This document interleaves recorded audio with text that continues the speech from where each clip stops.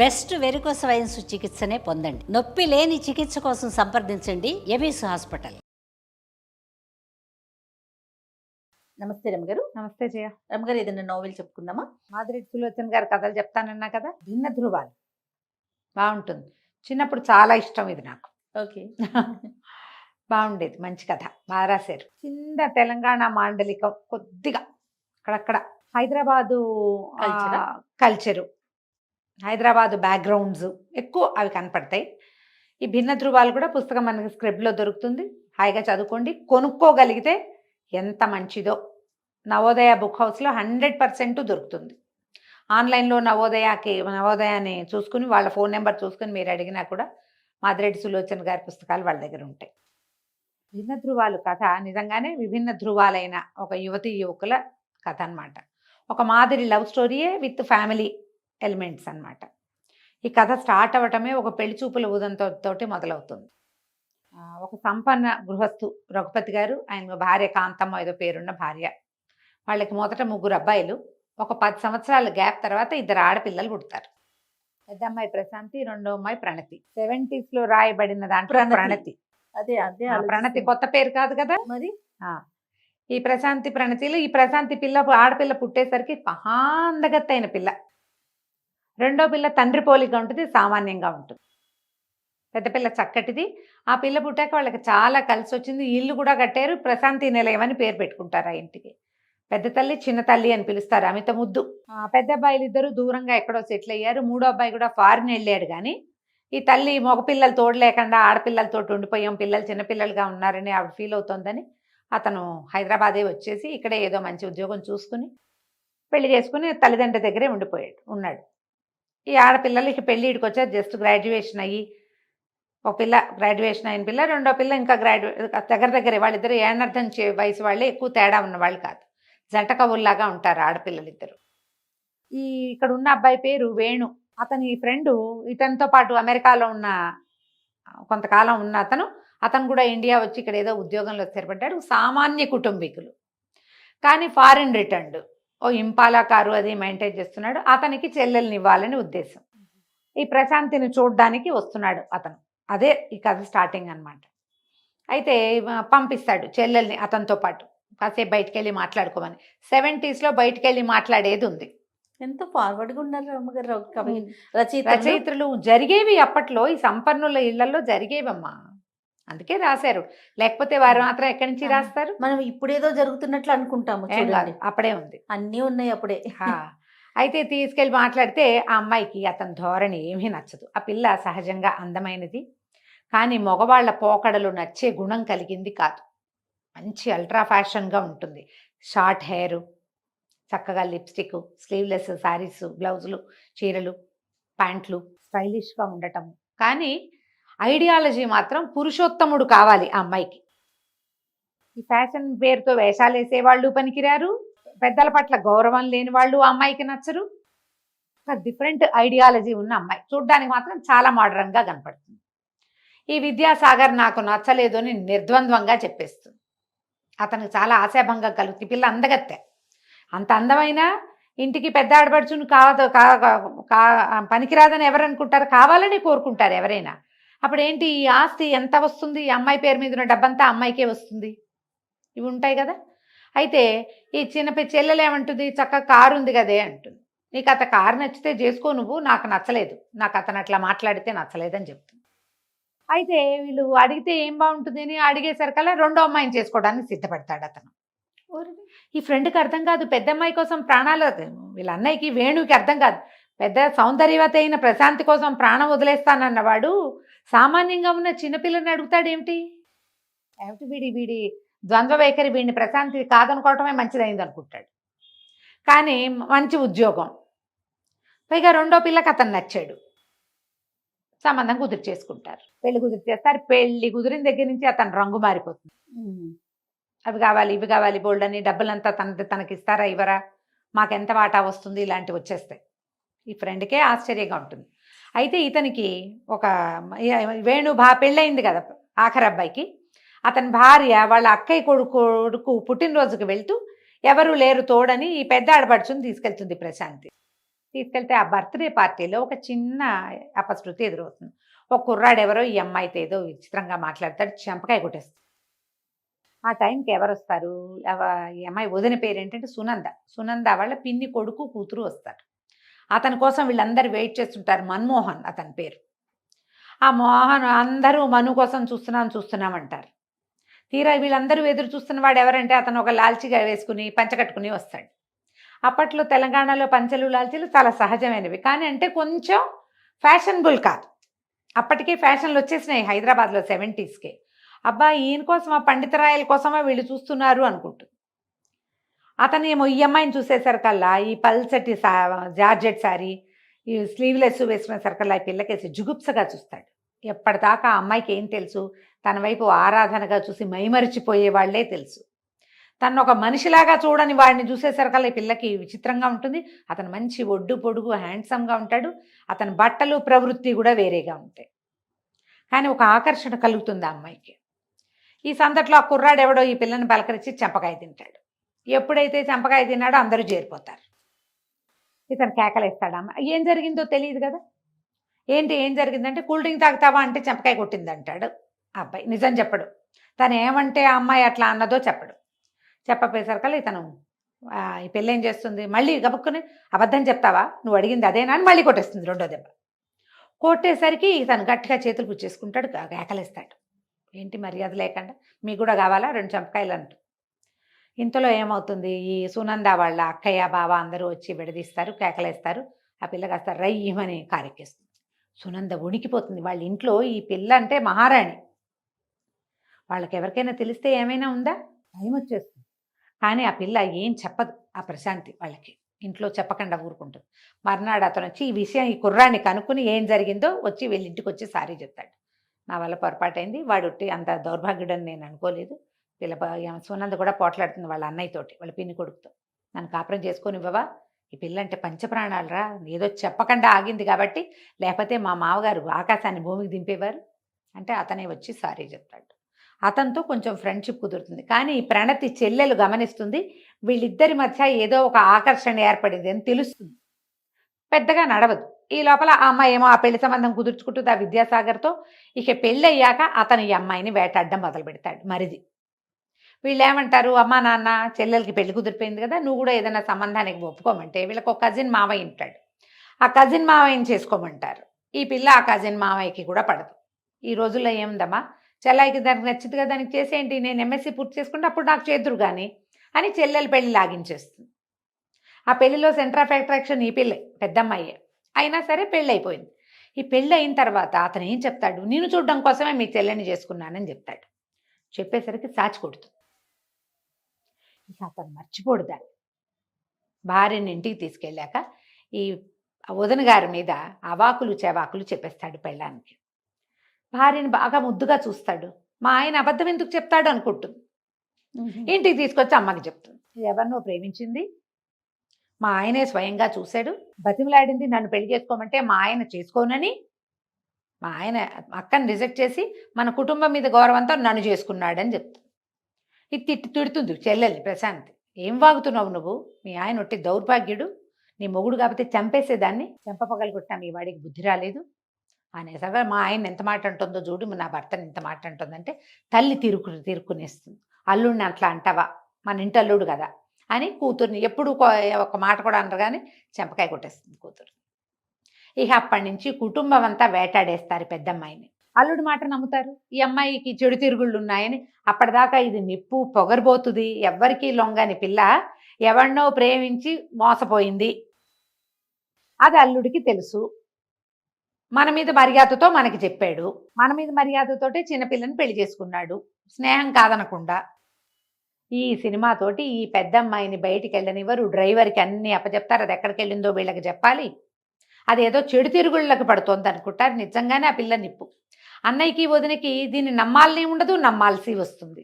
తల్లి అయితే చిన్న కూతురునే నమ్ముతుంది, తండ్రికి కాదు ఈ పిల్ల అట్లాంటిది కాదనిపిస్తూ ఉంటుంది. వాళ్ళకి తెలుసు కదా పొగరబోతు పిల్ల, మాట అంటే ఊరుకోదు, ఫ్యాషనబుల్గా ఉంటుంది. కానీ అమ్మాయి పద్ధతి మార్చేసుకుంటుంది. కాటన్ చీరలు కట్టుకోవటము, సింపుల్గా జుట్టు ముడేసుకోవటము, మెల్లిగా మార్పు వచ్చేస్తుంది.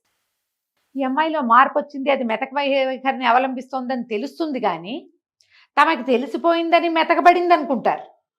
అంతేగాని ఈ రెండో కుర్రాడు ఎవరైతే కనపడ్డాడో అతని ప్రేమలో ఈ అమ్మాయి పడిందేమో అని అనిపించదు.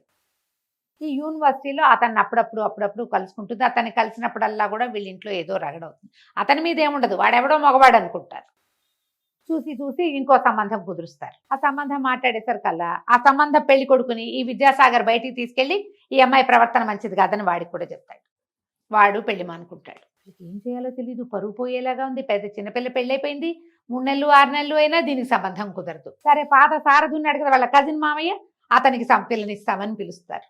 మీ ఇష్టం అంటుంది. ఇక విసిగిపోయి వీళ్ళతోటి. ఎందుకంటే అమ్మా నాన్న దగ్గరికి తీయటం మానేశారు. అన్నయ్య చీతరించుకుంటాడు, చెల్లెలు మాట్లాడమనేసి అక్కా చెల్లి ఎంత పావురాల జంటలా ఉండేవాళ్ళు, ఒక ప్రాణంగా ఉండేవాళ్ళు. అలాంటిది అది కూడా పోయింది. ఇలా చాలా ఇంత మొహం చేసుకుని తిరుగుతుంది. ఈ యూనివర్సిటీలో కనపడుతుంటాడు మన్మోహన్, అతనితో మెల్లిగా స్నేహం అవుతుంది. వీళ్ళిద్దరికీ విడదీయరాని స్నేహం కలుస్తుంది. ఈ అమ్మాయి పరమ నిప్పు, చాలా ఖచ్చితమైంది. దీనికి ప్రత్యేకమైన అభిప్రాయాలు ఉన్నాయి జీవితం పట్ల. అవన్నీ ఆ అబ్బాయికి అర్థమవుతాయి బయటవాడికి. ఈ పుట్టినప్పటి నుంచి ఎత్తుకు పెంచిన వాళ్ళు ఒక్కళ్ళు కూడా ఆ పిల్లని నమ్మరు. బయట నుంచి వచ్చిన వార్తలు వినే ఆడపిల్లల్ని అవమానిస్తారు. కుటుంబాల్లో జరుగుతుంది ఇది. ఎవడైనా బయటవాడు చెప్పాడంటే ఇక పిల్లల్ని బతకనీరు. అవును. వాడు ఎందుకు చెప్తాడు అనుకుంటారు. అంతేగాని వాడు ఏ ఉద్దేశంతో చెప్పాడో వీళ్ళకి అర్థం కాదు. ఈ ప్రణతిని ఇచ్చారు కదా, పెళ్లి చేస్తారు. పెళ్లి చేస్తే ఈ పెళ్ళైన కొద్ది రోజులకే వాడు కారం వేస్తాడు మొగుడు. ఏ కారు చూసి మొగుడినితో సరదాగా తిరుగుదాం అనుకుంటుందో కారు ఉండదు. ఈ అమ్మాయి ఎక్కువ వండితే ఇంతెందుకు వండావంటాడు. పరమ పిసినారి, ఏమీ వండనివాడు. ఆకుకూరలు వండుకోవాలంటాడు. మనం ఇల్లు కట్టుకోవాలి కాబట్టి గ్రాండ్గా లివింగ్ పనికిరాదంటాడు. ఇక్కడ పనికిరాదన్నవన్నీ అత్తవారింట్లో సుష్టుగా తింటాడు. ఎంతసేపు వాళ్ళ ఇంటికి వెళ్తాడు, ఈ వదిన గారిని ఏదో ఒకటి అంటాడు నలుగురు ముందు. ఆ అమ్మాయిది ఇప్పుడు వదిన గారి మీద చెణుకులు సరదా మాటలు మాట్లాడితే మిగిలిన వాళ్ళు నవ్వుతారు, ఈ పిల్ల చర్రమంటుంది. దాంతో దీనికి కేకలేస్తారు. జీవితం మిజరబుల్ అయిపోతుంది ఆ అమ్మాయికి పాపం. కానీ ఇతనితో మన్మోహన్తో స్నేహం మాత్రం కలుస్తుంది. అతని క్యారెక్టర్ కూడా బాగా ఎలివేట్ చేస్తారు. ఈ సారథిని పిలుస్తారు, సారథితో పెళ్లి సంబంధం కుదురుస్తారు. కుదిర్చిన తర్వాత ఏమవుతుంది, ఈ పెళ్లి సంబంధం ఒప్పుకుంది. మరి ఇంకేం చేస్తుంది, ఈ మన్మోహన్ని కూడా అతనికి చెప్పదు. నేను అంటే నాకు ఇష్టమని చెప్పదు. ప్రీతి కలిగి ఉంటుంది అంతే. అతను కూడా బయటపడ్డు. ఎప్పుడైతే ఈ సారథితో పెళ్లి సంబంధం అనగానే మీ ఇష్టం, మీరు ఏది కావాలంటే అదే, మీరు ఎవరిని తెచ్చినా చేసుకుంటారు, నా పెళ్ళి అవ్వటమే కదా, మీ పరువు పోకుండా ఉండాలి, మీ ఇష్టం అంట. సంబంధం కుదిరిపోతుంది. అతను వచ్చి సరదాగా ఏదో మాట్లాడిపోతాడు. వాళ్ళు చేసుకోమంటున్నారు, చేసుకుంటున్నాను మావయ్య అంతేనని చెప్తాను. ఈ విద్యాసాగర్ ఏం చేస్తాడు, సారథిని మన ఇంటికి రండి భోజనానికి అని పిలుస్తాడు. ప్రణతికి తెలీదు తన భర్త ఇంటెన్షన్ పాపం. వాళ్ళిద్దరు అందరి భోజనాలు అయ్యాక ఆ అమ్మాయికి అప్పుడే నెలతప్పి ఉంటుంది. భర్తకి చెప్దామనుకుంటే మామయ్య వచ్చేసాడు. తర్వాత చెప్దామనుకుంటుంది. వాళ్ళిద్దరు కబుర్లు చెప్పుకుంటారు, నువ్వు పోయి పడుకోమంటారు. ఈ పడుకున్న పిల్లకి వామిటింగ్ సెన్సేషన్గా ఉండి నిద్ర పట్టక బయటకు వస్తుంది. బయటకు వచ్చేసరికల్లా ఆ సారథికి ఇతను ఈ అమ్మాయి మంచిది కాదని విద్యాసాగర్ చెప్పేది. ఈ అమ్మాయి ప్రణతి భర్త చెప్తాడు, మా వదిన గారి క్యారెక్టర్ మంచిది కాదు, అందుకే మీకు అంటగడుతున్నారు అనేసరికల్లా లోపల నుంచి బయటకు వస్తుంది. మీకు గుర్తుందా, పెళ్లి కుదిరింది, మీరు ఇట్లా మాట్లాడతారా, ఇది ఎంత తప్పు అంటే, ఇంతకుముందు సంబంధం కూడా మీరే చెడగొట్టారా, ఎందుకు ఇట్లా చేస్తున్నారంటే అప్పుడు అతను బయటపడిపోతాడు. మీ అక్క నన్ను చెంపకాయ కొట్టింది, పగ తీర్చుకుంటున్నాను. చెంపకాయ ఎందుకు కొట్టిందండి, అది మిమ్మల్ని ఎందుకు కొడుతుంది మా అక్కయ్య మిమ్మల్ని అంటే, నేను ఇప్పుడు ఆ అమ్మాయి మీద మనసు పెట్టుకుని నిన్ను చేసుకున్నాను అని బయటపడతాడు. పడేసరికల్లా పిచ్చిగా ఏడుస్తుంది.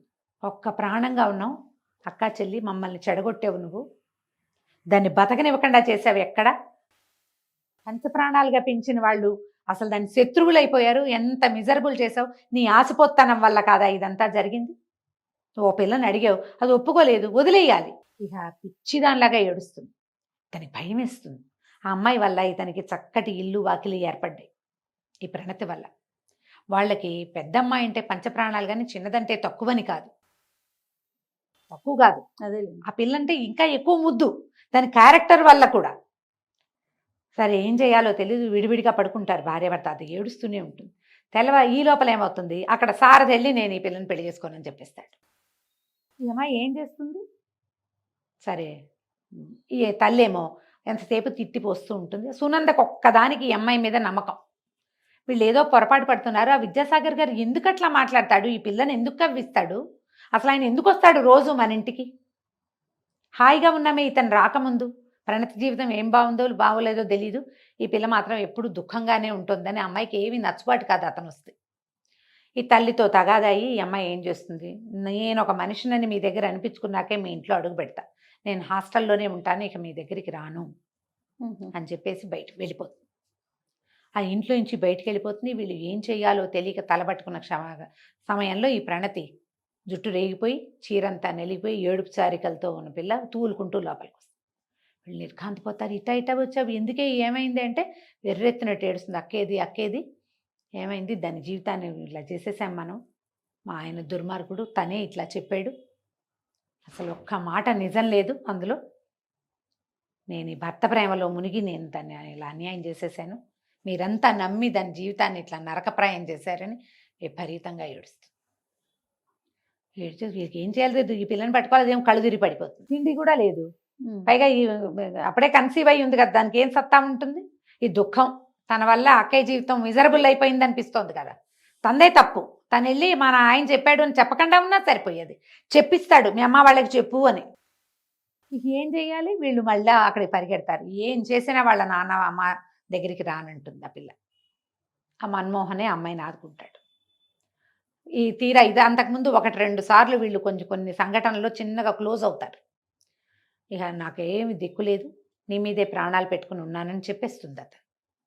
చెప్తే అతను వాళ్ళిద్దరి మధ్య ఉన్న విపరీతమైన ఆకర్షణ ఉంటుంది కానీ బయటపడకుండా ఉంటారు. ఆ అబ్బాయికి ఏం భయం, అతనేమో సామాన్యమైన కుటుంబం, చెల్లెలు పెళ్లి చేశారు, అతను చదువైంది అంతే, ట్యూటర్ అతను, వీళ్ళేమో బాగా కలిగిన వాళ్ళు, ఇంత సంపన్నుల పిల్లని తెచ్చుకుని నేనేం చేస్తాను, పైగా అమ్మాయి మంచి ఫ్యాషన్లు అవి ఇదయ్యి బాగా డబ్బు కలిగిన వాళ్ళు, అదొక భయం అతనికి. ఈ అమ్మాయికేమో నేను ఇంత ఫ్యాషనబుల్ దాన్ని నన్ను యాక్సెప్ట్ చేయడన్న భయం అమ్మాయికి, ఎవరికి మనసులో అనుకుంటారు. ఈ ఒక్క క్షణంలో ఇద్దరు దగ్గరైపోతారు. ఇంతలో ఏమవుతుంది, వాళ్ళ అమ్మకి ఏదో తీవ్రమైన అనారోగ్యం అయ్యి ఆవిడ హాస్పిటలైజ్ అవుతుంది. ఇతను ఈ అమ్మాయిని తీసుకుని తల్లి దగ్గరికి తీసుకెళ్ళిపోతాడు హాస్పిటల్కి. తీసుకెళ్లేసరికి ఈ కొడుకు పక్కన అంతకుముందు 2 సార్లు 3 సార్లు వీడికి తగిన పిల్ల ఈ ప్రశాంతియే, అందంలో చక్కగా ఉంటుంది, వీళ్ళ పక్కన జోడీ బాగుంటుందని మాట్లాడుకుంటారు. కానీ కలిగిన వాళ్ళు వాళ్ళ పిల్లని మనవాడికి ఎందుకు ఇస్తారు, ఆస్తిపరుల ఇంట్లో ఇస్తారు, లేదా పెద్ద ఉద్యోగం ఉండాలి, ఫారిన్ రిటర్న్ అయితే ఇస్తారు అనుకునేవాళ్ళు.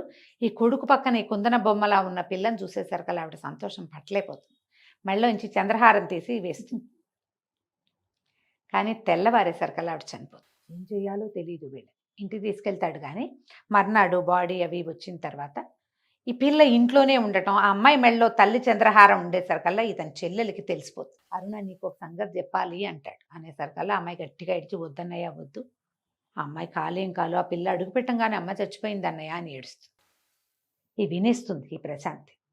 వినేసరికి ఇక జన్మంతా నేను ఇది మొయ్యాలి కదా, బతుకున్నంత కాలం వీళ్ళ అమ్మ మరణానికి కారణం నేనే, ఈ మాటనే మోసుకోవాలని ఇక నేను వాళ్ళ పుట్టింటికి నేను పనికి రాలేదు, వాళ్ళ దగ్గర నా చెడ్డ పేరే వచ్చింది, ఇతని దగ్గరకు వస్తే ఇతని పరిస్థితి కూడా ఇలాగే వచ్చిందే, కామ్గా వెళ్ళిపోతుంది బయటికి. అతను కూడా ఈ మరణం తర్వాత ఈ ఇంట్లో హడావిళ్ళు వీటితోటి ఆ అమ్మాయిని పెద్దగా చేయడు. చల్లగా ఏం చేస్తుందంటే ఈ ఎంఎస్సీ అయ్యింది కదా, చుట్టుపక్కల ఊళ్ళలో ఎక్కడ ఉద్యోగం వేకెన్సీ ఉందో చూసుకొని ఒక పల్లెటూరుకి వెళ్ళిపోతుంది. ఆ గొలుసు పొట్లం కట్టి ఇతనికి పంపించి ఉత్తరం రాస్తుంది, నేను వాళ్ళకి మా పుట్టింటికి పనికి రాలేదు, నీకు కూడా నేను చెడ్డ పేరు తేలేను, నీ జీవితం ఇంకో రకంగా వెళ్తుంది, నీతో ఉన్న కొద్ది సమయం, నీతో కలిపిన అన్ని క్షణాలు నేను గుర్తుపెట్టుకుని ఉంచుకుంటాను, ఎటుపోతుందో నా జీవితం, నా దారిని నన్ను పోనివ్వు, నన్ను కట్టుకుని నువ్వు మళ్ళీ ఈ పేరు నువ్వు పెట్టుకోవద్దు, మీ చెల్లెలకి మొహం చూపించలేను నేను. ఎప్పుడైతే ఈ ఉత్తరం చూశారో వాళ్ళకి వెంటనే అర్థమవుతుంది ఈ అమ్మాయి ఇట్లా దాటేసింది అని. వెళ్ళిపోయింది అవతలకి. చెల్లెలు కూడా చాలా హర్ట్ అవుతుంది. డాక్టర్ చెప్తాడు ఈవిడికి హార్ట్ అటాక్ వచ్చే ఉంది, అందుకే హాస్పిటలైజ్ అయింది, 2వ అటాక్ వచ్చింది, సడన్గా ఏమీ జరగలేదు, వస్తుందని తెలుసు, మేము ఇచ్చిన ఇంజెక్షన్ ఆవిడని ఆపలేకపోయింది వృద్ధాప్యం వల్ల. చాలా కించగా ఫీల్ అవుతుంది చెల్లెలు భర్త. పదండి అమ్మాయి ఎక్కడుందో వెతుకుదామంటారు. అప్పటికే ట్రైన్ వెళ్ళిపోతుంది, అమ్మాయి దొరకదు వీళ్ళకి. ఈ అమ్మాయి ఒక పల్లెటూరు చేరుతుంది. సులోచన్ గారితో ఒక వెరైటీ స్టైల్ చెప్పే కదా నేను, చుట్టుపక్కలవన్నీ తెలియజేస్తారు. ఈ అమ్మాయి ఓ పల్లెటూరు, ఆ ఊళ్ళో ఉన్న జీవన విధానం, ఒక చిన్న లివింగ్ స్టైలు, ఒక పాతకాలపు ఇంట్లో పక్కన ఉండటం కొంచెం చూపిస్తారు. ఒకరోజు తలుపు తీసేసరికల్లా ఈ మన్మోహన్ ప్రత్యక్షం అవుతాడు. ఈ వచ్చిన కుర్రాన్ని చూసి వాళ్ళేమనుకుంటారు, ఆ కాలంలో ఏమిటి ఈ పెళ్ళిడు పిల్లలు వేరే ఊళ్ళల్లో ఉండటాలు అవి లేవు, పెళ్లి కుదిరిపోయి వచ్చింది అట్లా చెప్పుకుంటారు. ఆ అమ్మాయి కోసం ఒక కుర్రాడు వచ్చేసరికల్లా ఆ కుర్రాడు ఈ అమ్మాయి కాబోయే మొగుడని చెప్పుకుంటారు. ఈ అమ్మాయి నేను రాను నీతోటి అంట, నువ్వు పెళ్లి చేసుకో, వీళ్ళతో పాటు యూనివర్సిటీలో ఇంకో పిల్ల ఉంటుంది, తన వెనకాల పడి తిరుగుతూ ఉంటుంది, దాన్ని చేసుకోమంటే అంతకుముందు వీళ్ళ మధ్య ఒక కథ నడుస్తుంది. నేను అవన్నీ చెప్పట్లా, గబగబా చెప్పేస్తున్నాను. అదే అయితే ఆ కథలో ఆ పిల్లకి అతను చెప్తాడు, నీ మీద నాకు అటువంటి ఉద్దేశం లేదు, నేను పెళ్లి చేసుకోను, నాకు ఈ పిల్ల మీద ప్రేమ ఉంది, ఒకవేళ కుదిరితే కుదురుతుంది, కుదరకపోతే నేను ఇలాగే ఉంటా కానీ నిన్ను మాత్రం నేను చేసుకోను. దాంతో ఆ అమ్మాయి వీళ్ళతో స్నేహంగానే ఉంటుంది. ఈ గొలుసు ఆ ఉత్తరము ఆ పిల్లే పట్టుకొస్తుంది ఈయన దగ్గరికి. ఏమనుకుంటుంది, అతన్ని అమ్మాయిని పెళ్లి చేసుకో అంటే, సరే నేను అన్ని ముహూర్తాలు అవి పెట్టుకున్నాక ఉత్తరం రాస్తాను, ఆ రోజు పెళ్లికి వస్తావా అంటాడు. త్యాగమయ్యి కదా ఈ అమ్మాయి, నేను వస్తానులే అని చెప్తుంది. సరే ఉత్తరం రాస్తాడు, పెళ్లి కూతురు సిద్ధమైంది, పెళ్లికి ఏర్పాట్లు అయిపోయినాయి రమ్మంటాడు. రమ్మనేసరికి సరే ఉత్తరం చూసుకుని బయలుదేరుతుంది. రైల్వే స్టేషన్కి వచ్చి తీసుకెళ్తాడు. నువ్వు పెళ్ళికొడుకు కదా, నువ్వెందుకు వచ్చావు అంట. పెళ్ళికొడుకుని అయితే ఏంటంటే, నువ్వు స్నేహితురాలు కదా, మన ఇద్దరం ఉత్తరాలు రాసుకున్నాం ఇప్పటిదాకా, పెళ్ళికి తీసుకెళ్ళకపోతే ఎట్లా నిన్ను అని తీసుకుపోతాడు. తీసుకెళ్తే అందరూ ఒకటే రకం చీరలు కట్టుకుంటారు, అతని చెల్లెలు ఆ స్నేహితురాలు ఒకటే రకం చీరలు ఉంటారు, ఈ అమ్మాయి కూడా అట్టడిదే ఒక మంచి పట్టు చీర కట్టబెడతారు. వెళ్ళిన తర్వాత పైకి స్టేజ్ మీదకి వెళ్ళాక, పెద్ద స్టేజ్ ఏమి ఉండదు, ఒక దేవాలయం లాంటి చోట పెళ్ళి, తాళిబొట్టు కట్టండి అనగానే ఎత్తి అమ్మాయి మెళ్ళ, ఇదేమిటి నా మెళ్ళో కడుతున్నావు, దీని మెళ్ళో కట్టవా అంటే, ముందు నువ్వు కట్టించుకో, తర్వాత నేను కట్టించుకుంటానులే అని చెప్తున్నా, నీతోటే పెళ్ళి అని చెప్తాడు. పెళ్లి చేసేసుకుంటాడు అమ్మాయి. నువ్వు చెప్పావు కదా మీ అమ్మ నాన్నకి, మీ దగ్గరికి వచ్చే అర్హత సంపాదించుకొని వస్తానని, పదమ్మ ఇంటికి వెళ్దాం, మీ అమ్మ వాళ్ళ ఇంటికి వెళ్దామని చెప్తాడు. వాళ్ళు తీసుకెళ్ళి వాళ్ళ ఇంట్లో అమ్మాయిని చూపిస్తాడు. వాళ్ళ అమ్మ నాన్న వాళ్ళందరికీ తెలుసు ఇతను ఆ పిల్లని పెళ్లి చేసుకుంటాడని. ఈ ప్రణతి భర్త విద్యాసాగర్ ఉన్నాడు కదా, అతను ఇంక ఏం చెయ్యాలో తెలీదు, ఇది కచ్చ కొద్దీ చేశాడు ఈ పని, అంతే. అమ్మాయి జీవితం మిజరబుల్ చేసేశాడు, తన జీవితము పోయింది, ఆ పిల్ల పుట్టింటికి వెళ్ళిపోతుంది. నీ మొహం నేను చూడనని చెప్తుంది. ఆల్రెడీ గర్భవతి. ఆ రోజుల్లో ఈ విడాకులు లేవు, సైలెంట్గా ఉండిపోవటమే. వారి పెద్దింటి వాళ్ళు పొరపాటు చేశాడు, అతను క్షమించమంటున్నాడు, ఫారిన్ వెళ్ళి ఏదో సంపాదించుకొస్తాడు, కొన్నాళ్ళు ఫారిన్ వెళ్తాడు, వీళ్ళు బతిమలాడి మళ్ళీ ఆ అమ్మాయికి ఇతనికి సై వచ్చి కుదురుస్తారు. ఇంత ఈర్ష్య, నీ ఈర్ష్య కదా ఇది పాడు చేస్తుంది, నీ ఆశపోతనం, నీ ఈర్ష్య వల్ల నన్ను చేసుకోవాల్సి వచ్చింది, తన జీవితం పాడు చేసేసావు. మా ఇంట్లో అంతా ఇప్పుడు నేను ఎలా తలెత్తుకుని ఉండగలను, నా అక్క నాకు ఎట్లా దొరుకుతుంది అని చాలా హర్ట్ అవుతుంది ఆ అమ్మాయి. కానీ వీడికి ఒక 6 నెలలు 8 నెలలు కలిసి ఉంటారు, సంవత్సరం కలిసి ఉన్నారు కదా, భార్య మీద చాలా ప్రీతి ఏర్పడుతుంది. అమ్మాయి వల్ల తన జీవితం అంతా మారింది. అంత అక్కంత సౌందర్యవతి కాదు, కానీ ఇది ప్రేమగా ఉండే పిల్ల. ఈ కడుపుతో ఉన్న భార్యను వదిలిపెట్టుకోవడం అతనికి ఇష్టం ఉండదు, ఎలాగో అది దొరికేది లేదు సౌందర్యవతి, ఈ దొరికిన నిదానాన్ని పాడు చేసుకుంటే ఎట్లా. మెల్లిగా భార్యతో అతను కూడా రాజీ పడతాడు, ఏదో ఫారెన్ బయలుదేరుతాడు, తీసుకెళ్ళి ఎయిర్పోర్ట్ తీసుకెళ్ళి భార్య భర్తని ఒకళ్ళ మొహాలు ఒకళ్ళు చూపిస్తారు. అమ్మాయి పుట్టింట్లోనే ఉంటుంది. ఈ పెద్ద అమ్మాయిని కూడా తీసుకొచ్చి అల్లుడు చూపిస్తాడు. ఈ మన్మోహన్ క్యారెక్టర్ని చాలా డిఫరెంట్గా ప్రజెంట్ చేస్తారు. స్ట్రాంగ్ పర్సనాలిటీగా, ఇతరులకి సహాయం చేసేవాడుగా, మర్యాదస్తుడుగా, ఆడపిల్లలు కోరుకునేది ఇలాంటి వాళ్ళని. నీకోసం నేనేమైనా చేస్తా అని చెప్తాడు విద్యాసాగర్ మొట్టమొదట ప్రశాంతికి. మా అమ్మ నాన్న వద్దన్నా, మా అక్క బావని వద్దన్నా, సరే నువ్వే కావాలి నాకని చెప్తాడు. ఈ నువ్వే కావాలనే వాడిని ఎప్పుడూ నమ్మద్దు, వాడు స్వార్థపరుడుగా ఉంటాడని తెలియజేస్తారు. ఈ రోజుకి నువ్వు ఒప్పుకోవటం కోసం నీకేదైనా చెప్తాడు వాడు. నువ్వు ఎలాగైనా ఉండు, నేను ఇలాగే ఉంటా అని చెప్పేవాడే నిజమైన మనిషి. వాడితోటి జీవితం బాగుంటుంది, వాడు మనిషిగా ఉంటాడు ఎప్పటికీ. ఈ అండర్ కరెంట్ లైన్ తోటి ఈ కథ నడుస్తుంది. ఆ అబ్బాయిని మొదటి రోజున పంచాలాల్చి వేసుకున్నప్పుడు ఎలాంటి క్యారెక్టర్ని చూపిస్తారో, పెళ్లి చేసుకునేదాకా అదే క్యారెక్టర్లో చూపిస్తారు. చక్కగా రాస్తారు. కథ ఎంత బాగుంటుందో. మధ్యలో మనకి విద్యాసాగర్ మీద ఒళ్ళు మంటగా ఉంటుంది, ప్రశాంత్ మీద జాలేస్తుంది, వాళ్ళ అమ్మా నాన్న ఇదేమిటి వీళ్ళు ఇలా ఉన్నారు అనిపిస్తూ ఉంటుంది. కానీ కథ అయితే చక్కగా నడుస్తుంది. దొరికితే చదవండి, లేదా ఇది విని సంతోషించండి. చాలా చాలా బాగుందండి. నమస్తే.